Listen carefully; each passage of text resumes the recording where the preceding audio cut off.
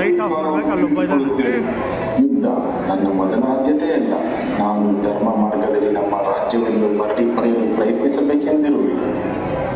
ಭ್ರಾತೃಶ್ರೀ, ನಾವೊಮ್ಮೆ ಶ್ರೀಕೃಷ್ಣನ ಸಲಹೆಯನ್ನು ಪಡೆಯೋಣ. ನಮ್ಮ ಹೃದಯದಲ್ಲಿ ಉರಿಯುತ್ತಿರುವ ಪ್ರತೀಕಾರದ ಅಗ್ನಿಜ್ವಾಲನಂತರೂ ಯುದ್ಧ ಅವಶ್ಯ ಜ್ಯೇಷ್ಠ ಭ್ರಾತ. ನನಗೂ ಹಾಗೆ ಅನಿಸುತ್ತದೆ. ಆದರೆ ಜ್ಯೇಷ್ಠ ಭ್ರಾತನ ಆಜ್ಞಾಪಾಲಕನಾಗಿರುತ್ತೇನೆ. ಆರ್ಯ, ಇದೇನು ಹೇಳುತ್ತಿರುವುದು ನೀವು? ನಿಮ್ಮ ಧರ್ಮನಿಷ್ಠೆ ಸಜ್ಜನರೆಡೆಗಿರಲಿ.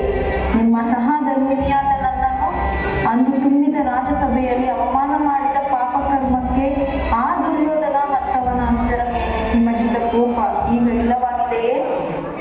ಹಸ್ತಿನಾಪುರದ ರಾಜ ಸಭಾಂಗಣದಲ್ಲಿ ಎಲ್ಲ ಗುರು ಹಿರಿಯರ ಸಮಕ್ಷಮದಲ್ಲಿ ಆ ದುಶ್ಯಾಸನ ನನ್ನ ಮುಡಿ ಹಿಡಿದು ದರದರನೆ ಎಳೆದು ತಂದು ನನ್ನನ್ನು ವಿವಸ್ತ್ರಗೊಳಿಸಲು ಪ್ರಯತ್ನ ಪಟ್ಟವನಲ್ಲ, ಅವನ ಮೇಲೆ ನಿಮಗೆ ಮರುಕು ಹುಟ್ಟಿದೆಯೇ?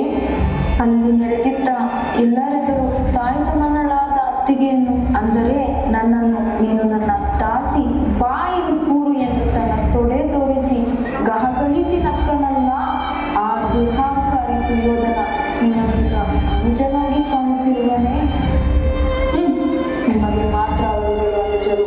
ಅಂದು ಹಸ್ತಿನಾಪುರದಲ್ಲಿ ಸತ್ತು ಸಮಾಧಿಯಾಗಿದ್ದ ಧರ್ಮ ಇದು ನಿಮ್ಮ ಮಾತುಗಳನ್ನು ಏಕೆ ಆರ್ಯ? ನೀವಾಡಿದ ಅತ್ಯುತಕ್ಕೆ ಬಲಿಯಾದ ನತದೃಷ್ಟ ನಾನು. ನನ್ನ ನೋವಿಗೆ ಬಲಿಯಾಗುವವರು ಯಾರಿಗೂ ಇಲ್ಲಿ. ನನ್ನ ಗೋವಿಂದನಲ್ಲಿ ಅವನೊಬ್ಬ ಮಾತ್ರ ನನ್ನನ್ನು ಅರಿತವನು. ಗೋವಿಂದ, ಗೋವಿಂದ.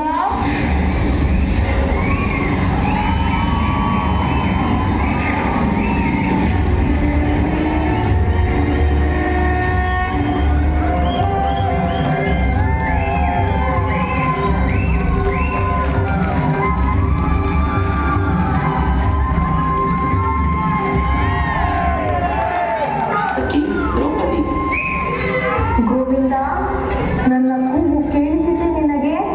ನಾನು ಸ್ಮರಿಸಿದಾಗಲೆಲ್ಲ ಬರುವವನು ನೀನೊಬ್ಬನೇ ಗೋವಿಂದ. ದುಃಖಿಸಬೇಡ ಸಖಿ. ನಿನ್ನ ಅಂತರಾಳದ ನೋವಿಗೆ ಪಾಂಡವರು ಖಂಡಿತ ಮರುಗುವರು. ಅವರಿಗೂ ಆ ದ್ಯೂತ ಸಭೆಯಲಾದ ಅವಮಾನಕ್ಕೆ ಸೇಡು ತೀರಿಸಿಕೊಳ್ಳಬೇಕೆಂಬ ಹಂಬಲವಿದೆ. ಯುಧಿಷ್ಠಿರ ಜನ್ಮತಃ ಧರ್ಮಾತ್ಮ. ಅವನ ಹೃದಯ ನಿಷ್ಕಲ್ಮಶವಾದುದು. ಯುದ್ಧದ ಭೀಕರತೆಯನ್ನು ಆತಬಲ್ಲ. ಆದ್ದರಿಂದ ಧರ್ಮ ಮಾರ್ಗದಲ್ಲಿ ರಾಜ್ಯವನ್ನು ಮರಳಿ ಪಡೆಯುವ ಮಾತುಗಳು ಆಡುತ್ತಿರುವುದು. ಆ ದುರ್ಯೋಧನ ಒಪ್ಪುತ್ತಾನೆ ಎಂದುಕೊಂಡಿರುವೆಯಾ? ಖಂಡಿತ ಇಲ್ಲ. ಒಂದು ಪ್ರಯತ್ನ ಮಾಡುವುದರಲ್ಲಿ ಸಮಸ್ಯೆ ಇಲ್ಲ ತಾನೆ? ಮಾಧವ, ಪ್ರಣಾಮಗಳು. ನಾವು ಸ್ಮರಿಸಿದ ಕೂಡಲೇ ನೀವು ಕಾಣಿಸಿಕೊಂಡಿರುವುದು ನಮಗೆ ಆತ್ಮಬಲ ತಂದಿದೆ. ನಮ್ಮ ಪರವಾಗಿ ನೀವು ಹಸ್ತಿನಾಪುರಕ್ಕೆ ತೆರಳಿ ಸಂಧಾನ ಸೂತ್ರವನ್ನು ತಿಳಿಸಲು ಕೋರುತ್ತೇನೆ. ಒಂದು ವೇಳೆ ಈ ರಾಜ್ಯವನ್ನು ಮರಳಿಸಲು ಒಪ್ಪದಿದ್ದಲ್ಲಿ 5 ಗ್ರಾಮಗಳನ್ನಾದರೂ ಕೇಳು. ಆಗಲು ಒಪ್ಪದಿದ್ದಲ್ಲಿ ಯುದ್ಧ ಅನಿವಾರ್ಯ.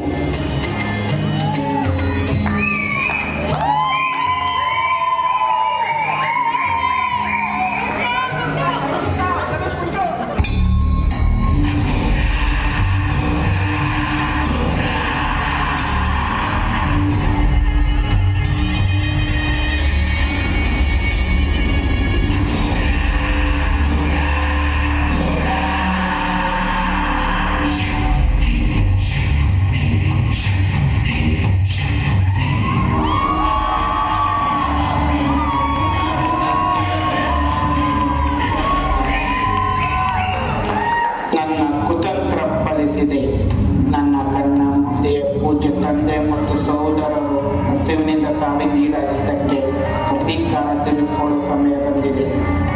ಆ ಮೂರ್ಖ ದುರ್ಯೋಧನನ್ನು ಮುಚ್ಚಿಸಿ ನನ್ನ ಕೈಗುಂಬೆನಾಗಿ ಮಾಡಿಕೊಂಡಿರುವೆ. ಸಂಧಾನಕ್ಕಾಗಿ ವಾಸುದೇವ ಕೃಷ್ಣ ಹಸ್ತಿನಾಪುರಕ್ಕೆ ಆಗಮಿಸುತ್ತಿದ್ದಾನೆ. ಹೇಗಾದರೂ ಮಾಡಿ ಸಂಧಾನವನ್ನು ಕೊನೆಗೊಳಿಸಿದರೆ ಯುದ್ಧವಾಗುತ್ತದೆ. ಆಗ ಕೃಷ್ಣ ಪಾಂಡವರ ಪರ ನಿಲ್ಲುತ್ತಾನೆ.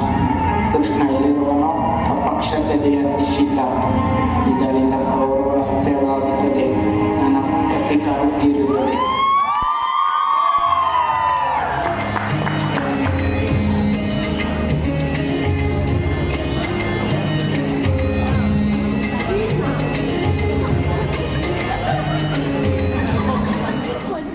ಯಾದವಕುಲ ಶ್ರೇಷ್ಠ ವಾಸುದೇವ ಕೃಷ್ಣನಿಗೆ ಹಸ್ತಿನಾಪುರದ ರಾಜ್ಯಸಭೆಗೆ ಸ್ವಾಗತ.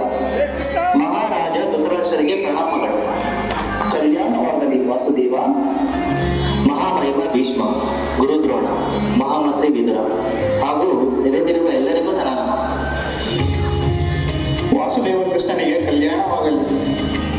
ನಿಮ್ಮನ್ನು ನಮ್ಮ ರಾಜ್ಯಸಭೆಯಲ್ಲಿ ಕಂಡು ಸಂತಸವಾಗುತ್ತಿದೆ.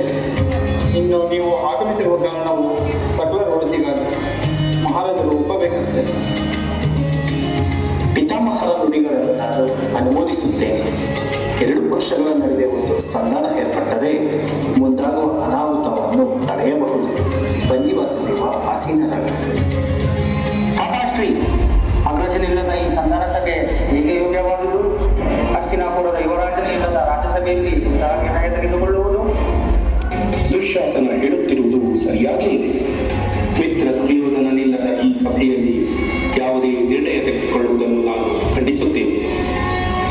ಪುತ್ರ ದುಶ್ಯಾಸನ ಹಾಗೂ ಅಂಗರಾಜಕರಣ, ಇಂದು ನಾವು ಬೆಳೆಯಲು ಸಭೆ ಸೇರುವುದು ಒಂದು ಮಹತ್ವದ ನಿರ್ಣಯ ತೆಗೆದುಕೊಳ್ಳುವುದರ ಬಗ್ಗೆ ತಿಳಿದಿದ್ದರೂ ಯುವರಾಜನಾದವನು ಸಭೆಗೆ ಆಗಮಿಸಿಲ್ಲವೆಂದರೆ ಅದು ಧೂರ್ತತನ.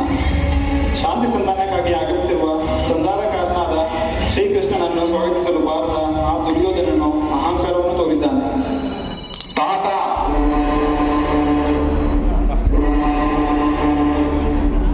ಸಾಕು ಮಾಡಿ ನಿಮ್ಮ ಪಾಂಡವ ಪಕ್ಷಪಾತ ಬುದ್ಧಿಯನ್ನು. ಅಗ್ರಜನ ಆಗಮನವಾಯಿತೆಂದು ತಿಳಿಯುತ್ತದೆ.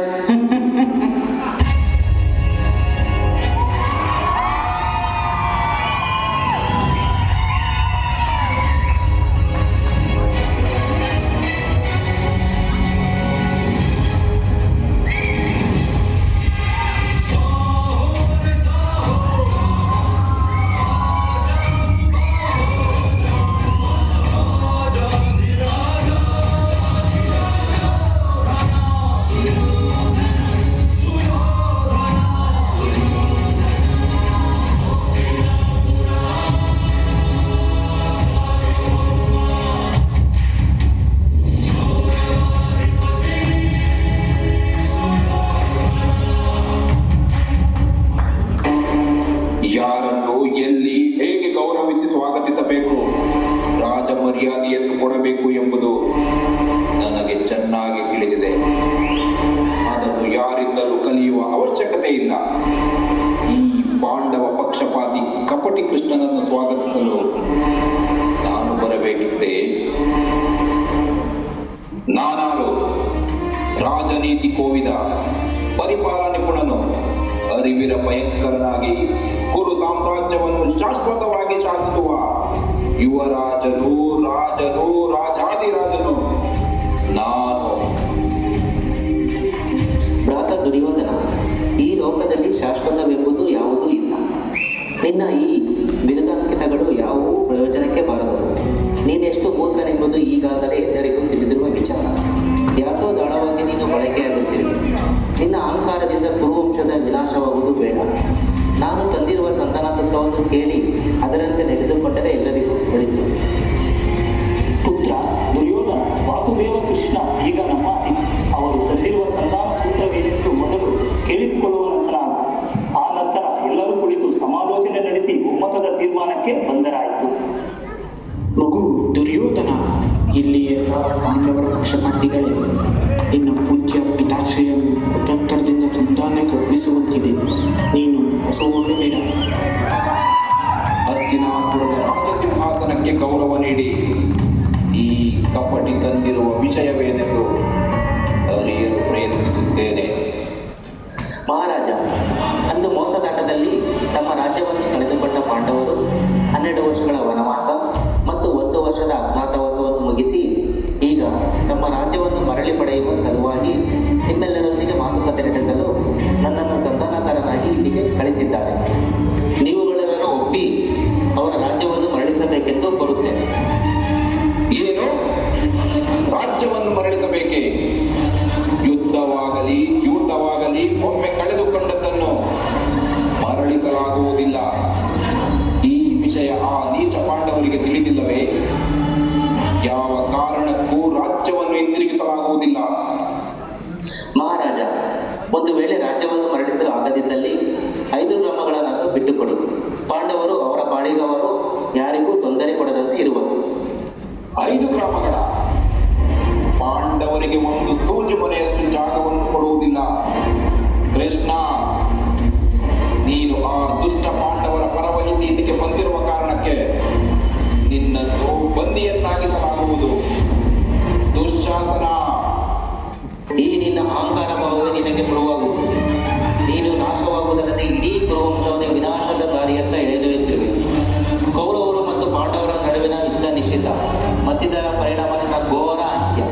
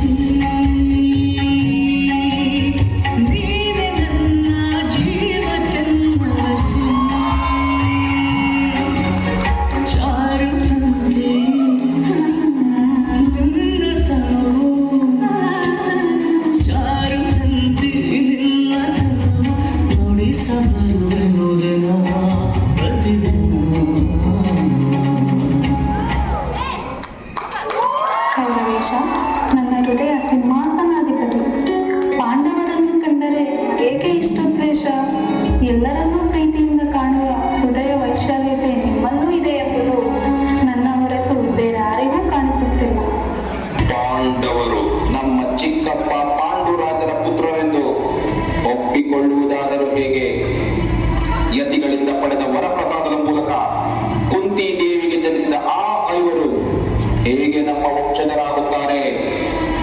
ಪ್ರಿಯೆ, ನಮ್ಮ ಏಕಾಂತದ ಸಮಯದಲ್ಲಿ ಪಾಂಡವರ ವಿಷಯ ತೆಗೆದು ನನ್ನ ಮನಸ್ಸಿಗೆ ನೋವುಂಟು ಮಾಡಿದೆ.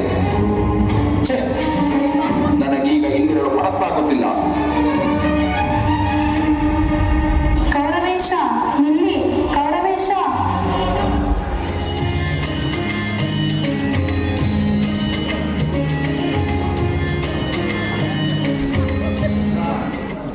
ವಾಸುದೇವ ಕೃಷ್ಣನಿಗೆ ಪ್ರಣಾಮ. ನನ್ನನ್ನು ಭೇಟಿಯಾಗಬೇಕೆಂಬ ತಮ್ಮ ಉದ್ದೇಶವೇನೆಂದು ನಾನು ತಿಳಿದುಕೊಳ್ಳಬಹುದೇ? ಕರ್ಣ, ನಿನ್ನ ಹುಟ್ಟಿನ ಸತ್ಯವನ್ನು ತಿಳಿಸಲು ಇಲ್ಲಿಗೆ ಬರಲು ಹೇಳಿದರು. ನನ್ನ ಜನ್ಮ ರಹಸ್ಯವೇ ಅದೇನದು ವಾಸುದೇವ? ನೀನು ರಾಧೆಯನಲ್ಲ ಕರ್ಣ, ಬದಲಾಗಿ ಕೌಂತಿಯನಾಗಿರುವೆ. ಕುಂತಿ ಮಾತೆ ಕುಮಾರಿಯಾಗಿದ್ದ ಸಂದರ್ಭದಲ್ಲೇ ಸೂರ್ಯದೇವನಿಂದ ನಿನ್ನ ಮಗುವಾಗಿ ಪಡೆದಿರು. ಇದೇನು ಹೇಳುತ್ತಿರುವಿರಿ ವಾಸುದೇವ? ನಾನು ಕೌಂತೆಯನಾಗಲು ಹೇಗೆ ಸಾಧ್ಯ? ಹಾಗಾದರೆ ನಾನು ಪಾಂಡವರ ಅಗ್ರಜನೆ? ಇಲ್ಲ, ನಾನಿದನ್ನು ಎಂದೂ ಒಪ್ಪುವುದಿಲ್ಲ. ವೃಥಾ ನೀವು ನನ್ನನ್ನು ಮಾನಸಿಕವಾಗಿ ಕುಗ್ಗಿಸಲು ಪ್ರಯತ್ನಿಸುತ್ತಿರುವಿರಿ ಎಂದು ಅನಿಸುತ್ತಿದೆ. ನಿಮ್ಮ ಮಾತುಗಳನ್ನು ನಂಬಿ ನಾನೆಂದೂ ದುರ್ಯೋಧನನ ಸ್ನೇಹವನ್ನು ಕಳೆದುಕೊಂಡು ಪಾಂಡವರ ಪಕ್ಷಕ್ಕೆ ಸೇರಿಕೊಳ್ಳಲಾರೆ. ನೀನು ಒಪ್ಪದಿದ್ದರೂ ಇದೇ ಸತ್ಯ. ಅಧರ್ಮದ ಪರವಾಗಿರುವ ನೀನು ಧರ್ಮದ ಪರವಹಿಸಲು ಕೇಳಿಕೊಂಡನಷ್ಟೆ. ನೀನು ಕೌರವರ ಪರವಾಗಿ ನಿಂತರೂ ಯುದ್ಧದ ಫಲಿತಾಂಶವೇನು ಬದಲಾಗುವುದಿಲ್ಲ. ನಿನ್ನ ಬದುಕಿನಲ್ಲಿ ವಿಧಿಯ ಪಾತ್ರ ಇನ್ನೂ ಬಹಳಷ್ಟಿದೆ. ನಿನಗೆ ಮಂಗಳವಾಗಲಿ.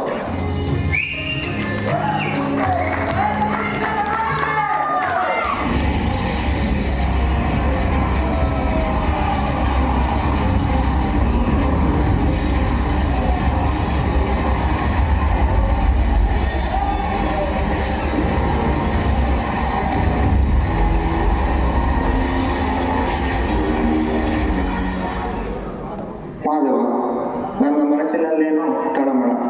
ಪೂಜ್ಯ ತಾತ, ವಿದ್ಯೆ ಕಲಿಸಿದ ಗುರುಗಳು, ಅನುಜರು, ಬಂಧುಗಳು ಇವರ ಮೇಲೆ ಯುದ್ಧ ಮಾಡಿ ಏನು ಸಾಧಿಸಬೇಕು? ಅರ್ಜುನ, ಇಂದಿಲ್ಲಿ ಈಗ ನಿನ್ನ ಧರ್ಮಾಚರಣೆಯನ್ನು ನಿನ್ನ ಮನಸ್ಸಿನಿಂದಲ್ಲ, ಬುದ್ಧಿಯಿಂದ ಮಾಡಬೇಕಾಗುತ್ತದೆ. ಇದು ಧರ್ಮ ಯುದ್ಧ. ಇಲ್ಲಿ ನೀನು ಹೋರಾಡಬೇಕಾಗಿರೋದು ನಿನ್ನ ಬಂಧುಗಳ ಎದುರಲ್ಲ, ಅಧರ್ಮದ ಎದುರು. ಹಾಗಾಗಿ ನಿನ್ನ ಮನಸ್ಸಿನ ಮನಸ್ಸಿನ ವ್ಯಾಕುಲತೆಯನ್ನು ದೂರ ಮಾಡಿ ಯುದ್ಧ ಮಾಡು. ಧರ್ಮಕ್ಕೆ ಗೆಲುವಾಗುವಂತೆ ನಾನು ನೋಡಿಕೊಳ್ಳು.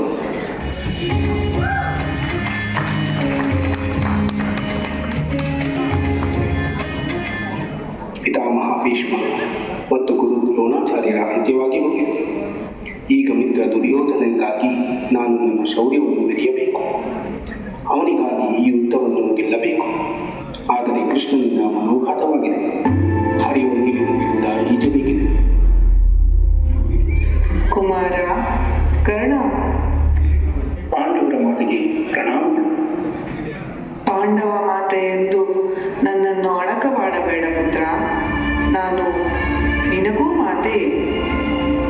ಇಂದು ನನ್ನನ್ನು ಅಕ್ಕರಿಂದ ಮಗನೆಂದು ಕರೆಯುತ್ತಿರುವ ನೀವು ಎಂದಾದರೂ ತಾಯಿಯ ವಾತ್ಸಲ್ಯ ಮಮತೆಯನ್ನು ತೋರಿದ್ದೀರಾ? ನಿಮ್ಮ ಕಣ್ಣೆದುರಲ್ಲಿ ನನಗೆ ಅವಮಾನವಾಗುತ್ತಿದ್ದರೂ ನನ್ನೆಡೆಗೆ ಧಾವಿಸಿ ಬಂದು ಸಂತೈಸಲಿದೆ. ಅಂದು ಸಮಾಜ ನನ್ನನ್ನು ಕೆಟ್ಟದಾಗಿ ನೋಡುತ್ತದೆ ಎಂದು ಭಾವಿಸಿ ನನ್ನನ್ನು ಬೆಳೆಸಿದೆ. ಆದರೆ ಇಂದು ಯಾವ ಕಾರಣಕ್ಕಾಗಿ ಮೊದಲಿಂದ ಮಾತನಾಡಿಸಿರುವುದರಲ್ಲಿ ರಾಜಮಾತೆ. ಹೀಗೆಲ್ಲ ಮಾತನಾಡಿ ನನ್ನ ಮನವನ್ನು ನೋಯಿಸಬೇಡ ಪುತ್ರ. ಈಗಲೂ ಸಮಯ ಮೀರಿಲ್ಲ. ನೀನು ಪಾಂಡವರ ಪಕ್ಷಕ್ಕೆ ಬಂದು ಬಿಡು. ನಾನು ಯುಧಿಷ್ಠಿರನನ್ನು ಒಪ್ಪಿಸುತ್ತೇನೆ. ನೀನೇ ರಾಜನಾಗಬಹುದು. ರಾಜನಾಗುವ ಬಯಕೆಯಿಂದ ದುರ್ಯೋಧನನ ಸ್ನೇಹವನ್ನು ತೊರೆದುಕೊಳ್ಳಲು ಕೇಳಿಕೊಳ್ಳುತ್ತಿರುವ ಮಾತೆ. ಲೋಕವೇ ನನ್ನನ್ನು ಸೂತ ಪುತ್ರನೆಂದು ನಿಂದಿಸುತ್ತಿದ್ದ ಸಮಯದಲ್ಲಿ ನನ್ನೆಡೆಗೆ ಸ್ನೇಹ ಹಸ್ತವನ್ನು ಚಾಚಿ ನನಗೊಂದು ಗೌರವ ಸ್ಥಾನವನ್ನು ಕೊಟ್ಟವನು ಸುಯೋಧನ. ಆತನನ್ನು ಬಿಟ್ಟು ಬರುವುದೆಂದರೆ ಅದು ಅಧರ್ಮವೇ ಸರಿ. ನೀವು ಇದೊಂದನ್ನು ಬಿಟ್ಟು ಬೇರೆ ಏನಾದರೂ ಹೇಳುವುದು ಅಥವಾ ಕೇಳುವುದಿದ್ದರೆ ಉಳಿದೆನ್ನುವುದು ನನ್ನ ಭಾವನೆ. ಹಾಗಿದ್ದಲ್ಲಿ ನನ್ನದೊಂದು ಮಾತನ್ನು ನಡೆಸಿಕೊಡುವೆಯ ಪುತ್ರ. ಪಾಂಡವರೆದುರು ನೀನು ಶಸ್ತ್ರ ಎತ್ತಬೇಡ. ಇದೆಂತಹ ಮಾತುಗಳು ಮಾತೆ? ವೀರನೊಬ್ಬ ಎದುರಾಳಿಗಳೆದುರು ಶಸ್ತ್ರ ಎತ್ತದಿರುವುದು ಅಂದರೆ ನಿಮ್ಮ ಮನೋಭಿಲಾಷೆಯನ್ನು ಅರಿಯಬೇಕು. ಚಿಂತಿಸಬೇಕು. ಯುದ್ಧದಲ್ಲಿ ಅರ್ಜುನನ ಹೊರತು ಬೇರಾವ ಪಾಂಡುಪುತ್ರರನ್ನು ವಧಿಸುವುದಿಲ್ಲ. ಪುತ್ರ, ಯಾರಾದರೂ ಏನಾದರೂ ದಾನ ಬೇಡಿದರೆ ನೀಡುವುದರಲ್ಲಿ ನೀನು ಹೆಸರುವಾಸಿ. ಅರ್ಜುನನೆದುರಿನ ಯುದ್ಧದಲ್ಲಿ ಒಮ್ಮೆ ಬಿಟ್ಟ ಬಾಣವನ್ನು ಮತ್ತೆ ಪ್ರಯೋಗಿಸುವುದಿಲ್ಲ ಎಂದು ಮಾತು ಕೊಡು. ಇದೇ ದಾನವನ್ನಾಗಿ ನಾನು ಬೇಡಿಕೊಳ್ಳುತ್ತಿರುವೆ. ಮಾತೆ, ಅರ್ಜುನನನ್ನು ಉಳಿಸಿಕೊಳ್ಳುವ ಸಲುವಾಗಿ ಈ ದಾನವನ್ನು ಕೇಳಲು ಆ ವಾಸುದೇವ ಕೃಷ್ಣ ಹೇಳಿಕೊಟ್ಟಿರುವನೇ? ಅಂದು ಇಂದ್ರದೇವ ನನ್ನ ಕವಚ ಕರ್ಣಕುಂಡಲಗಳನ್ನು ದಾನವನ್ನಾಗಿ ತೆಗೆದುಕೊಂಡು ಹೋದರು. ಇಂದು ನೀವು ಬಂದಿರುವಿರಿ. ಅರ್ಜುನನನ್ನು ಸೋಲಿಸಲು ನನಗೆ ಯಾವ ದಿವ್ಯಾಸ್ತ್ರದ ಅಗತ್ಯವಿಲ್ಲ. ನನ್ನಲ್ಲಿರುವ ತುಂಬಿದೆಯೇ ಸಾಕು. ನಾನು ನಿಮಗೆ ಮಾತು ಕೊಡುತ್ತಿದ್ದೇನೆ. ನಾನಿನ್ನು ತೆರಳಬೇಕು. ನನ್ನನ್ನು ಆಶೀರ್ವದಿಸಿ.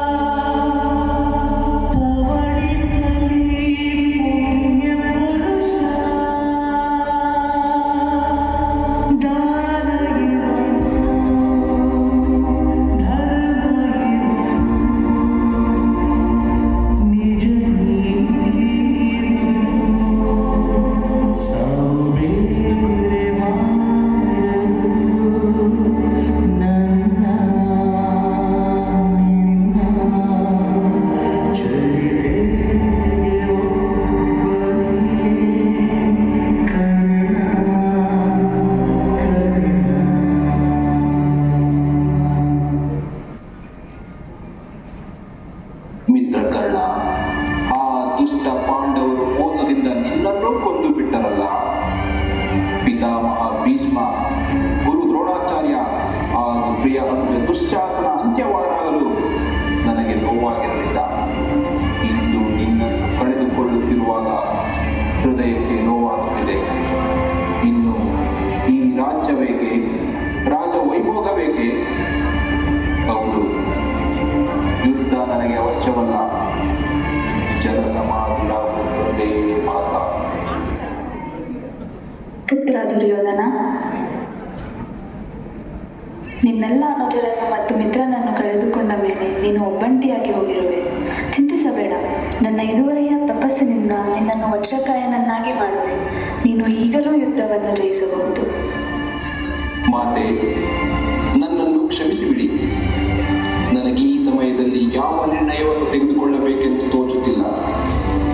ಒಂದು ವೇಳೆ ಯುದ್ಧವೇ ಅನಿವಾರ್ಯವಾದರೆ ನಿಮ್ಮ ತಪಸ್ಸಿನ ಶಕ್ತಿಯನ್ನು ನನಗೆ ಧಾರೆಯಿರಿ. ಆದರೆ ಈಗ ನನಗೆ ತೆರಳಲು ಅನುಮತಿ ನೀಡಿ. ಶುಭವಾಗಲಿ ಪುತ್ರ.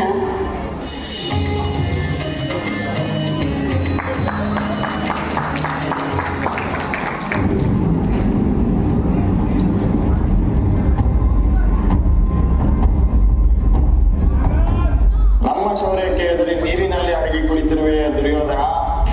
ಇಲ್ಲವೋ ದುರ್ಯೋಧನ, ನಿನ್ನ ಹೆಸರಿಗೆ ಅರ್ಥ ಗೊತ್ತಿದೆಯಾ? ನಿನ್ನೊಡನೆ ಸಮಾನವಾಗಿ ಯುದ್ಧ ಮಾಡಲು ಬೇರೊಂದು ಇಲ್ಲವೆಂದು. ಈಗಲೂ ಕಾಲ ಮಿಂಚಿಲ್ಲ. ನಿನ್ನ ಅಹಂಕಾರವನ್ನು ತೊರೆದು ಶರಣಾಗು. ನನ್ನ ತಮ್ಮನೆಂದು ಒಪ್ಪಿಕೊಂಡು ನಿನಗೆ ಅರ್ಧ ರಾಜ್ಯವನ್ನು ಬಿಟ್ಟುಕೊಡುತ್ತೇನೆ. ಈ ರೀತಿ ನೀರಿನಲ್ಲಿ ಅಡಗಿ ಕುಳಿತು ಬದುಕುವುದು ಸತ್ತ ಹಾಗೆ. ನೀರಿನಿಂದ ಮೇಲೆ ತುಂಬಾ ಗೌರವೇಶ. ಇಲ್ಲ, ಯುದ್ಧವನ್ನು ಸೋತೆ ಎಂದು ಒಪ್ಪಿಕೋ.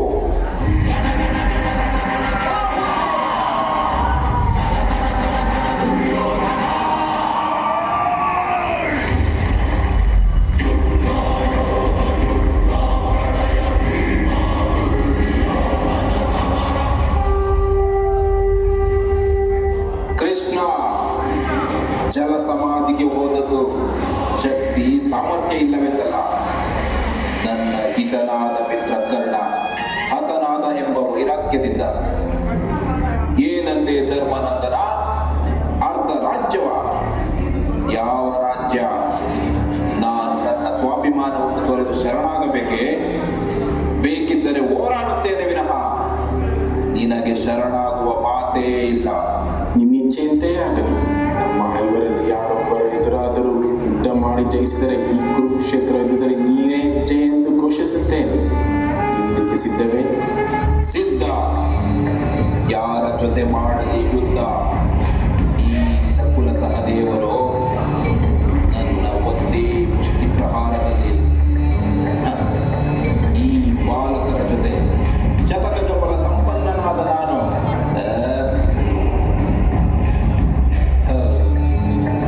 ಇನ್ನು ಈ ಬೃಹನ್ನಳ ಜೊತೆ ಯುದ್ಧ ಮಾಡಲು ನನ್ನ ಗದೆ ಆಗ್ತದೆ. ಇನ್ನು ನೀನು ನೋಡಲು ಕ್ಷತ್ರಿಯರಂತೆ ಕಂಡರು ಮಾರ್ಜಾಲ ನ್ಯಾಯ ಹೇಳುವ ಮಂತ್ರಿಯಂತೆ ಕಾಣುತ್ತಿರುವೆ. ನಿನ್ನ ಜೊತೆ ಯುದ್ಧ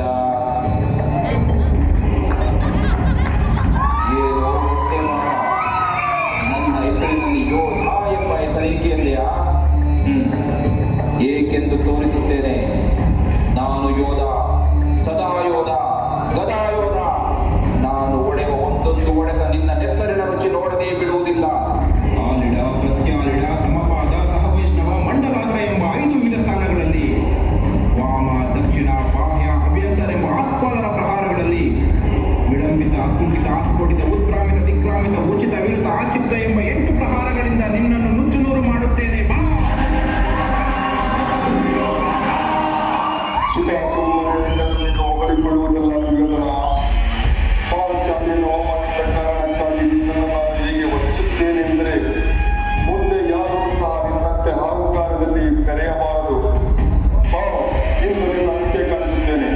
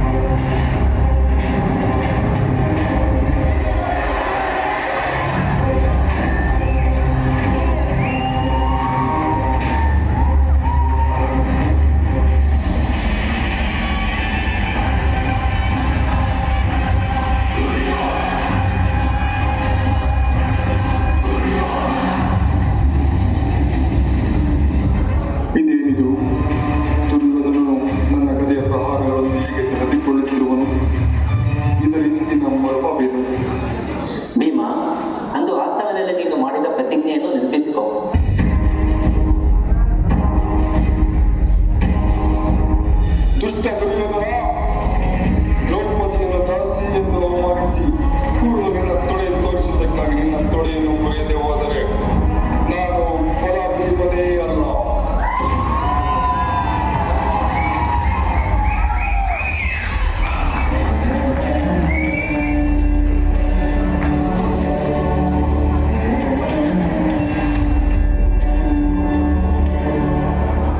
ದುರ್ಯೋಧನನ ಅಂತ್ಯದಿಂದ ಅಧರ್ಮ ಅಳಿದು ಧರ್ಮ ಸಂಸ್ಥಾಪನೆ ಆಯಿತು.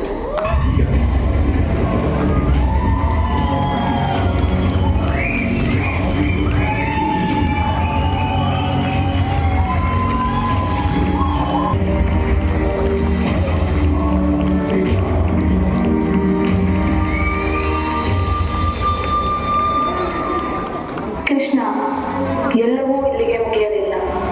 ಹೇಗೆ ಕುರುವಂಶವು ನಾಶವಾಯಿತೋ ಹಾಗೆಯೇ ನಿನ್ನ ಅಂತ್ಯವೂ ಆಗಿ ಯಾದವ ಕುಲವು ನಾಶವಾಗುತ್ತದೆ. ಇದು ಗಾಂಧಾರಿಯ ಶಾಪ.